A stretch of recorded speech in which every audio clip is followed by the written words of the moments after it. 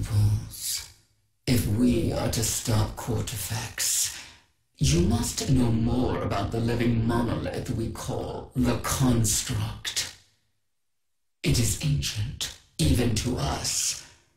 The first denizens of the dark Aether worshipped it, but it hardly seemed to notice. The Construct is neither good nor bad. It possesses intelligence, but is generally indifferent to our lives and our struggles. However, on rare occasions, the Construct has granted a portion of its power to an individual who assumes the role of Archon. The first Archon eradicated a parasitic species that threatened our world. An entire species wiped out. The fourth Archon smashed our moon to pieces, some of which were weaponized and still float above our lands. And now Cortifex seeks to become the Construct's newest champion. We cannot allow such power to rest in the hands of such a tyrant.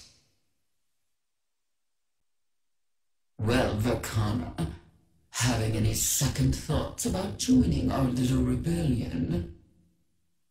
None whatsoever, Belikar. Had I kept hiding in what was left of the wilds, I would be no safer than I am now. The Construct. I always hated that thing.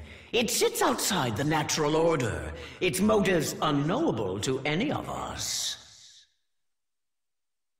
That may be so, but you were always more perceptive than others when it came to emotions. What do you sense radiating from that rock? I sense contempt. I cannot be certain, but it always seems like the Construct is trying to decide if life itself is worthy of existence. Then choosing Cortifex will be a clear sign of how it judges us. That is exactly what I am afraid of. We have to convince it that we are worth keeping around. And we shall, Verkana. Whatever it takes, we shall. Tell me, Sir Axis, was the Construct always Cortifex's ultimate goal? Oh, he never shut up about it. Well, not in front of others, but behind closed doors? I remember the first time he tried to become Archon. After that failure, I thought he moved on to other goals. Oh, he never got over it. I mean, he passed all the trials, and still the Construct rejected him. Who can say why it refused him? Since the dawn of time, it has chosen so few Archons. No one has even tried to petition the Construct since Cortifex's attempt. Ho! There were a few who thought about it, but Cortifex found out and sent the Sisters of Agony to pay him a visit. And did Cortifex ever say what he would do should he be granted that much power? Make himself God King of the Dark Aether? Rule with an iron fist? Eat babies for breakfast? Whatever it is, the first thing he'll do is make sure we're not around to see it. Indeed, Sir Axis. Indeed. Long ago, before the Nether Wars, the Dark Aether was lush and teeming with life. Then came the armies of Cortifex. On his orders, they reduced the wilds to barren rock. But life endures. That's what it does. And in the wilds, the hardiest of life forms were the anemones. But it was too robust. Sometimes they overload with their own power and melt down.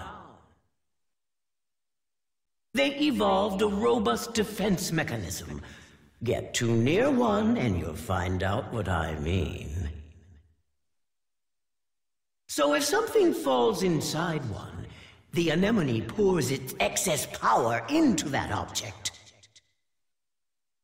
It's like an oyster gestating a pearl, except what comes out is volatile, to say the least. Anyhow, treat them with caution, but do not fear them. Fear is a poor substitute for respect. Come to think of it, that's true in almost any situation. Well, playthings, our little shindig in the swamp of death was quite the head trip, wasn't it? Yeah, sure, we got the magic mirror that might just win this war for us, but finding out you're the ex-wife of Cortifex is no way to spend a night out. To think I ever let that monster touch me, much less that I bore him a child. I'm not ready to talk about that. Maybe I never will be. And keeping me around as his freaking servant after he wiped my mind? That's some next-level cruelty. See, you would never do something like that to one of us. You've shown us respect, treated us as partners. I know I call you playthings, but that's not how I really feel. You're the closest thing I've ever had to friends. I'm gonna miss you when this is all over. My pupils, we have nearly reached the end of this road we traveled together. I have watched you learn and grow, overcoming every obstacle, mastering the use of our powers. You each embody what I hold dearest in humanity, an endless capacity to learn. It's why I call you my pupils, not to assert my authority as your teacher, but out of reverence for your hunger for knowledge. Cortifex has underestimated you at every step, because he could never see what I see in you. His arrogance, his ignorance is why I never doubted that you will prevail. Our time together has been brief, a mere blink in my lifespan. But I say to you now that this struggle we share is the most memorable experience in all of my ageless existence.